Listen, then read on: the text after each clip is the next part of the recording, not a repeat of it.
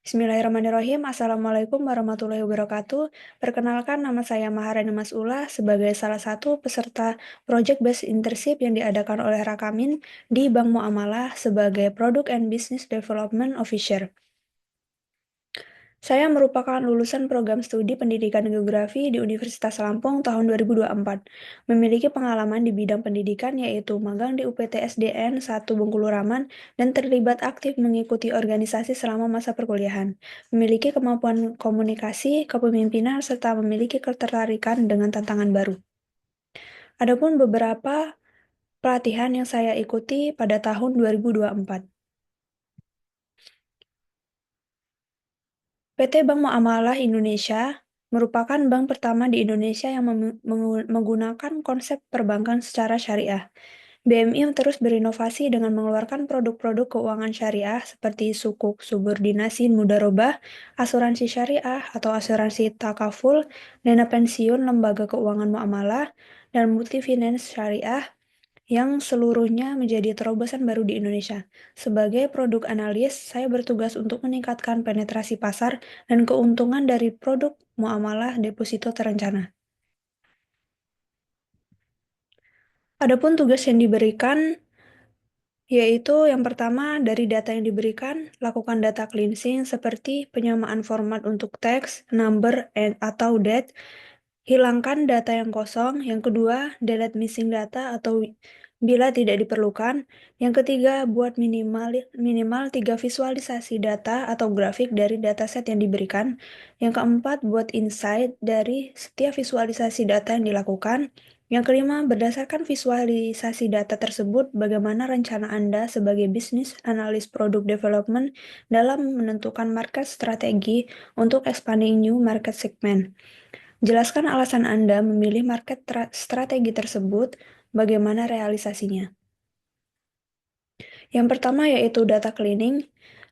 Langkah-langkah penyamaan teks, number atau data, blok kolom, klik fitur teks.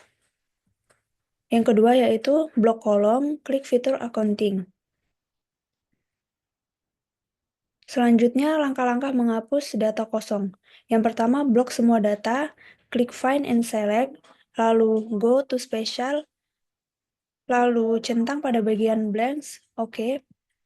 Yang ketiga, pilih Delete Set Round. Maka data kosong itu otomatis terhapus. Lalu hasilnya seperti ini. Yang kedua yaitu Data Visualization and Insight Findings. Grafik tersebut merupakan pengelompokan data berdasarkan generasi. Hasil dari visualisasi data di samping yaitu generasi baby boomer sebesar 371, generasi X sebesar 3619, generasi milenial sebesar 3649, dan generasi Z sebesar 3522. Dapat disimpulkan bahwa nasabah tertinggi adalah generasi milenial sebesar 3649, sedangkan nasabah terendah adalah generasi baby boomer sebesar 371. Deposito berdasarkan generasi. Grafik merupakan pengelompokan data yang memiliki dan tidak memiliki deposit berdasarkan generasi. Generasi milenial memiliki jumlah individu deposit tertinggi sebesar 2.895, sedangkan generasi yang memiliki individu deposit terendah yaitu baby boomer sebesar 292. Persentase nasabah yang tidak melakukan deposito. Generasi milenial menjadi generasi paling tinggi yang tidak melakukan deposito. Hal ini menjadi perbandingan yang sangat jauh dari banyaknya yang melakukan deposito pada generasi milenial. Persentase berdasarkan deposito.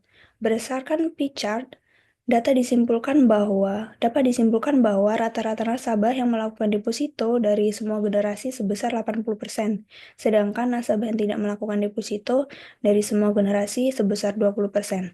Dari data tersebut, Bank Muamalah mendapatkan kepercayaan dan ketertarikan dari nasabah untuk melakukan deposito. Hal ini juga dapat menjadi peluang bagi Bank Muamalah untuk menawarkan produk kepada nasabah yang melakukan deposito. Data berdasarkan pendidikan dan data berdasarkan pekerjaan. Berdasarkan data pendidikan S1 merupakan nasabah yang paling banyak melakukan deposito. dapat dilihat bahwa sebagian besar nasabah merupakan lulusan S1. Sedangkan data memilih berdasarkan pekerjaan, wira swasta merupakan nasabah paling banyak melakukan deposito. Berikut merupakan count of reason to deposit dan generasi. Insight finding. Berdasarkan tabel di atas, dapat diuraikan bahwa generasi baby boomer paling banyak melakukan deposito untuk dana pensiun dan umroh. Generasi X paling banyak melakukan deposito untuk dana pensiun dan umroh. Generasi milenial paling banyak melakukan deposito untuk dana pendidikan dan investasi. Generasi Z paling banyak melakukan deposito untuk investasi dan liburan. Count of reason to deposit. Berdasarkan data tersebut, dapat dijelaskan bahwa nasabah yang belum tertarik untuk melakukan deposito sebanyak 20%, yang artinya 80% merupakan banyaknya yang melakukan deposito. Hal ini tidak terlalu memberikan ketimbangan pada deposito, namun sebisa mungkin diperlukan analis untuk menurunkan tingkat yang tidak melakukan deposito. Investasi merupakan deposito paling banyak yang diminati oleh nasabah. Hal ini menjadi produk yang perlu dipertahankan dan dikembangkan agar lebih banyak lagi nasabah yang berminat pada deposito tersebut. Market strategi. Strategi pasar perlunya dipahami untuk mengenali produk pasar yang paling banyak diminati. Adapun produk Bank Muamalah Indonesia seperti tabungan dan giro, muamalah prioritas, deposito, layanan digital, pembiayaan, dan investasi. Sebagian besar dari data yang dianalisis banyak nasabah yang melakukan investasi dan tidak sedikit pula yang tidak memilih untuk melakukan deposito. Oleh karena itu, perlunya strategi pasar berdasarkan generasi untuk mendorong pembukaan deposito di bank muamalah dengan mempertimbangkan kebutuhan masing-masing generasi. Yang pertama yaitu generasi baby boomer. Target pasar untuk baby boomer dapat menawarkan produk dana pensiun, layanan premium, membuat program loyalty. Baby boomer merupakan nasabah yang memiliki saldo yang paling banyak, dan juga terdapat nasabah yang memiliki saldo lebih dari 500 juta, sehingga nasabah tersebut memenuhi syarat sebagai muamalah prioritas. Strategi pasar yang bisa dilakukan yaitu dengan edukasi mengenai manfaat dan keuntungan dari sebuah produk, menawarkan pelayanan pelanggan yang baik dan responsif. Yang kedua yaitu generasi X, menawarkan produk dana pensiun dengan mengidentifikasi segmen pasar dengan menawarkan dana pensiun yang disesuaikan dengan kebutuhan segmen pasar tersebut. Generasi X memiliki saldo paling banyak jika dijumlahkan secara keseluruhan, dan juga terdapat nasabah yang memiliki saldo lebih dari 500 juta, sehingga nasabah tersebut memenuhi syarat sebagai muamalah prioritas. Hal ini dikarenakan pada usia tersebut merupakan usia matang dengan pengalaman ekonomi yang stabil. Strategi pasar yang bisa dilakukan yaitu menawarkan produk atau jasa yang disesuaikan dengan kebutuhan dan menawarkan pengalaman yang unik dan memuaskan pada pengalaman pelanggan seperti acara dan atau promosi. Generasi milenial merupakan generasi milenial produk investasi jangka panjang untuk mempersiapkan keuangan masa depan dan dana pendidikan. Berdasarkan seluruh data customer, generasi milenial memiliki saldo yang sedikit dibandingkan generasi lainnya, dan generasi milenial ini merupakan generasi terbanyak. Strategi pasar pada generasi milenial adalah dengan cara menawarkan produk dengan harga yang fleksibel, produk fitur yang sederhana dan tidak terlalu kompleks untuk memenuhi kebutuhan generasi milenial. Fitur yang sederhana dan tidak terlalu kompleks untuk memenuhi kebutuhan generasi milenial. Bisa mengadakan event untuk meningkatkan engagement, digital marketing, edukasi keuangan, seperti perencanaan dana pensiun karena dapat membantu pengembangan ekonomi dengan memberikan sumber dana yang stabil untuk investasi. Lalu generasi Z lebih fokus pada produk liburan dan dana pendidikan, sehingga yang perlu ditawarkan yaitu edukasi mengenai dana pendidikan berjangka, serta promosi atau layanan yang baik. Adapun produk lain yang perlu ditawarkan seperti produk unggulan Bank Muamalah yaitu KPR, mengingat pendapatan dan umur generasi Gen Z, sehingga dapat menjadi tabungan di masa depan. Strategi pasar yang dilakukan yaitu digital marketing dan influencer terkait manfaat deposit untuk finansial yang stabil. Yang keempat yaitu conclusion.